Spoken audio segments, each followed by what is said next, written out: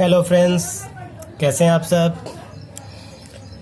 तो फ्रेंड्स, आज से हम सीखेंगे एक नया सब्जेक्ट फिजिक्स, भौतिक विज्ञान। मीन्स भौतिक विज्ञान के बारे में आज से हम सीखेंगे। ये हमारी भौतिक विज्ञान की पहली क्लास है, फिजिक्स की पहली क्लास है, जिसमें हम क्या सीखेंगे, ग्रेविटेशनल फोर्स क्या होता है, गुरुत्वाकर्षण बल होता क्या है।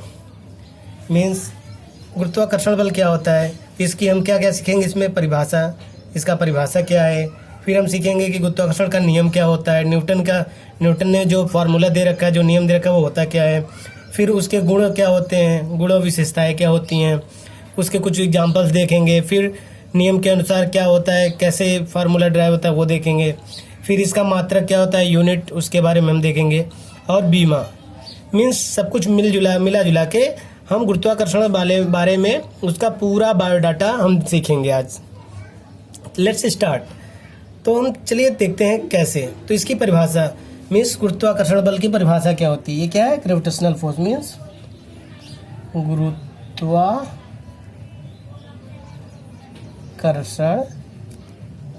बल। ये जो ग्रेविटेशनल फोर्स है, गुरुत्वाकर्षण बल है, ये क्या है, तो इसकी परिभाषा क्या है। गुरुत्वाकर्षण बल देखो प्रकृति के अनुसार होता है। प्रकृति में प्रत्येक दो बिंदु द्रव्यमान एक दूसरे को आकर्षित करते हैं। मीन्स गुरुत्वाकर्षण में क्या होता है, कोई भी दो बिंदु समान होते हैं। जैसे मान लीजिए ये है, प्रकृति में उपस्थित है। मीन्स इन्वायरमेंट में कोई भी दो जिसमें द्रव्यमान पाया जाता है, जिसमें थोड़ी बहुत जिसका वेट होता है, मीन्स द्रव्यमान मास होता है, उसके बीच में क्या आकर्षण बल काम करता है। वही बोल रहा है, प्रत्येक दो बिंदु द्रव्यमान एक दूसरे को आकर्षित करते हैं। मीन्स ये जो भी चीज़ है, एक दूसरे को, जो भी इन्वायरमेंट में है दो पिंड, वो एक दूसरे को आकर्षित करता है। क्या, दोनों पिंडों के बीच के आकर्षण को गुरुत्वाकर्षण कहते हैं। अब जैसे दो पिंड है, ये हो गया या तो ऊपर नीचे हो गया, मीन्स ये जो इनके बीच में जो आकर्षण होता है, उसे हम गुरुत्वाकर्षण बोलते हैं। और इनके बीच में जो आकर्षण के बीच में जो फोर्स लगता है, जो बल लगता है, जो इनको खींचता है, मीन्स बांधे रखता है, उसे हम क्या बोलते हैं, गुरुत्वाकर्षण फोर्स। मीन्स कि जब दोनों पिंडों के बीच के आकर्षण को, जो आकर्षण होता है, उसे हम गुरुत्वाकर्षण बोलते हैं। और जो उनके बीच लगने वाले बल को, आकर्षण बल को हम क्या बोलते हैं, गुरुत्वाकर्षण फोर्स, गुरुत्वाकर्षण बल कहते हैं। अब हम सीखेंगे क्या, न्यूटन का गुरुत्वाकर्षण नियम क्या है। अब देखो न्यूटन ने क्या किया था, देखिए एक सेब की फिलॉसफी है, हम लोगों ने सबने अपने क्लास में सुन रखा होगा। अभी मैं आपको 10th लेवल का बता रहा हूँ। ये जो फिजिक्स में पढ़ा रहा था वो 10th लेवल है, मीन्स इनिशियल है, बेसिक से। तो सेब का क्या सिद्धांत है कि हमारे न्यूटन जी, इनका पूरा नाम था आइजैक न्यूटन।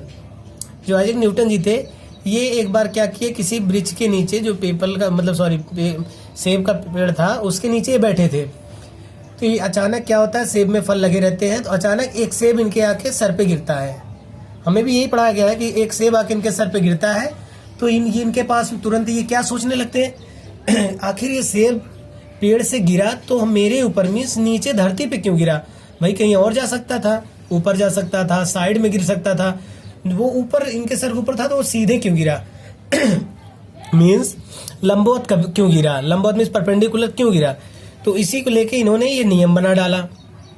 अब इन्होंने क्या नियम, उस समय क्या सोचा, अगर कोई चीज क्षैतिज है, मीन्स मानिए ये कोई रेखा क्षैतिज है, तो गुरुत्वाकर्षण उसके हमेशा परपेंडिकुलर ही काम करता है। गुरुत्वाकर्षण हमेशा क्या होता है, लंबवत काम करता है। तो उन्होंने क्या नियम बना डाला कि कोई गुरुत्वाकर्षण फोर्स होता है, वो क्या होता है, अगर कोई दो पिंड द्रव्यमान क्या है, एक मान लीजिए m1 है, एक m2 है, और इनके बीच की दूरी अगर r हम मान लेते हैं, तो ये बोलते हैं कि जो गुरुत्वाकर्षण बल होता है F, वो क्या करता है, m1 m2 का गुणा और r उसका जो बीच की दूरी के स्क्वायर के व्युत्क्रमानुपाती होता है। Means F = G m1 m2 upon r square. ये जो कैपिटल G है, ये क्या है, सार्वत्रिक गुरुत्वाकर्षण नियतांक है। मीन्स अगर हम इसे देखें तो एक इन्होंने पहले क्या ड्राइव किया, जो F है, फोर्स से प्रोपोर्शनल टू क्या होता है, जो इनका क्या है, जो दोनों पिंडों का द्रव्यमान है m1 m2, इसके तो गुणनफल के बराबर होता है, तथा जो बीच की दूरी होते हैं उसके वर्ग के व्युत्क्रमानुपाती होता है, मीन्स r स्क्वायर। ये आगे चल क्या बन गया, ये अभी अनुक्रमानुपाती था, प्रोपोर्शनल। तो हम जब इक्वल करते हैं तो ये G सार्वत्रिक गुरुत्वाकर्षण नियतांक आ जाता है, कैपिटल G। इसे हम बोलते हैं सार्वत्रिक गुरुत्वाकर्षण नियतांक। इसकी भी वैल्यू होती है, फिक्स वैल्यू होती है SI पद्धति में, वो भी मैं आगे बताऊंगा आपको। तो क्या हो गया formula, F equal to G m1m2/r²। अब हम इसे नोट कर लिए। फिर हम आगे देखते हैं क्या, गुरुत्वाकर्षण बल के गुण, इस विशेषता है, मीन्स गुरुत्वाकर्षण का क्या क्या विशेषता है। तो हम देखेंगे क्या, यह बल हमेशा क्या करता है, आकर्षित प्रकृति का होता है। मीन्स ये गुरुत्वाकर्षण बल हमेशा आकर्षण करता है, आकर्षण प्रकृति का होता है। जैसे यहाँ दो, इसका विशेषता ये भी है, ये दो पिंडों के बीच में काम करता है, ये दोनों पिंडों के द्रव्यमान के गुणनफल के बराबर होता है तथा उनके बीच की दूरी के वर्ग के बराबर होता है, वर्ग के व्युत्क्रमानुपाती होता है। फिर दो पिंडों के मध्य लगने वाला यह बल अन्य पिंडों की उपस्थिति या अनुपस्थिति में अप्रभावित रहता है। मीन्स अगर दो बीचों में लग रहा है तो इसमें अगल बगल में बहुत से पिंड होंगे, उनसे इस पे कोई प्रभाव नहीं पड़ता है। आगे दूरी पिंडों के दूरी पर डिपेंड नहीं करती। मीन्स क्या बोलता है कि पिंड कितने भी दूर हैं, गुरुत्वाकर्षण बल इनके दूरी पे निर्भर नहीं करता, चाहे वो कितने भी दूर हों, चाहे वो कितने भी पास हों, लेकिन गुरुत्वाकर्षण बल हमेशा काम करेगा, करता रहता है और करता रहेगा। फिर क्या है, ये केंद्रीय बल है। जो हमारा गुरुत्वाकर्षण बल है ये केंद्रीय बल है। मीन्स हमेशा ये पृथ्वी के केंद्र से ही काम करता है, पृथ्वी के केंद्र पे ही लगता है गुरुत्वाकर्षण बल, किसी भी पिंड से पृथ्वी के केंद्र पे लगता है। यह सार्वत्रिक आकर्षण बल होता है। सार्वत्रिक मीन्स क्या होता है, जिसमें ये सार्वत्रिक गुरुत्वाकर्षण, सार्वत्रिक मतलब सब जगह पाए जाने वाला। मीन्स ये गुरुत्वाकर्षण बल है कि हर जगह पाया जाता है, दो पिंडों के बीच में, खगोल पिंडों के बीच में, चांद पे, हर जगह ये गुरुत्वाकर्षण बल पाया जाता है। जैसे उदाहरण में हम देखते हैं, उदाहरण में क्या है, गुरुत्वाकर्षण बल के कारण ही चंद्रमा, जो हमारा चंद्रमा है पृथ्वी के चारों ओर चक्कर लगाता है। कहते हैं ना कि अगर ये हमारी पृथ्वी है तो चंद्रमा इसके फिक्स चक्कर लगाती रहती है। तो ये क्या है, ये जो ये बॉन्डिंग बनी है, ये गुरुत्वाकर्षण बल के कारण ही बनी है कि ये इसके चारों तरफ एक निश्चित कक्षा में चक्कर लगाता रहता है, कभी इस कक्षा को पार नहीं करता। इनका एक नियम है। नियम का क्या है, ये गुरुत्वाकर्षण बल को फॉलो करते हैं, गुरुत्वाकर्षण के नियम को ही फॉलो करते हैं। दूसरा, जैसे ये देखिए, पहला ये था। दूसरा, तारों के टूटने तथा बनने में। जैसे हम देखते हैं ना, आसमान में तारे टूटते हैं, फिर तारे बनते भी हैं, ये भी क्या है, गुरुत्वाकर्षण के कारण होता है। जब किसी दो पिंडों के बीच में गुरुत्वाकर्षण बल कम हो जाता है तो वो क्या होता है, वो टूटते हैं और अधिक हो जाने पर जुड़ने लगते हैं। इससे हम क्या, ये हो गया। फिर अगला क्या है, आकाश गंगा के निर्माण में हम तारे देखते हैं, आसमान में बहुत सारे तारे एकत्रित रहते हैं, ये भी क्या है, ये गुरुत्वाकर्षण के कारण ही है। आगे जैसे ग्रहों तथा उपग्रहों को उनकी कक्षा में चक्कर लगाना, हम क्या करते हैं, जैसे हमारा कोई सूर्य है, यही देख लिए, जो हमारा ग्रह उपग्रह है, हमारे पृथ्वी तो ग्रह है, जो उपग्रह क्या करता है, ग्रहों का चक्कर लगाता है, क्या निश्चित कक्षा में, कि उसी एक रास्ते पे वो बार बार चलता रहता है। ये क्या, गुरुत्वाकर्षण बल के कारण होता है। अब आगे क्या देखेंगे, अभी हमने उदाहरण देख लिया, फिर हम देखेंगे न्यूटन के गुरुत्वाकर्षण के नियम अनुसार, जो भी यहाँ मैंने आपको बताया वही मैंने यहाँ लिख रखा है कि F इक्वल टू क्या, F मतलब F प्रोपोर्शनल क्या होता है, बल, गुरुत्वाकर्षण बल प्रोपोर्शनल टू क्या होता है, बीच की दूरी, बीच का जो m1 m2 मास है, m1 m2 के गुणनफल के बराबर तथा उनकी बीच की दूरी के स्क्वायर के वर्गमूल के व्युत्क्रमानुपाती होता है। तो फिर आगे चल के जब हम इक्वलिटी लेंगे तो इक्वलिटी हम एक ये कैपिटल G समानुपाती नियतांक रखते हैं। अब देखिए, इसे ना केंडविन एक वैज्ञानिक थे, उन्होंने इसको ड्राइव किया था, इसका वैल्यू निकाला था। ये इसकी एक फिक्स वैल्यू होती है, कोई भी ऐसे नियतांक होते हैं उनकी फिक्स एक वैल्यू निकाली जाती है। तो SI पद्धति में इसकी वैल्यू निकाली गई है क्या, ये means G, capital G equal to क्या होता है, 6.67 इंटू 10⁻⁻11 क्या है, इसका मात्रा क्या है, न्यूटन मीटर स्क्वायर पर किलो स्क्वायर।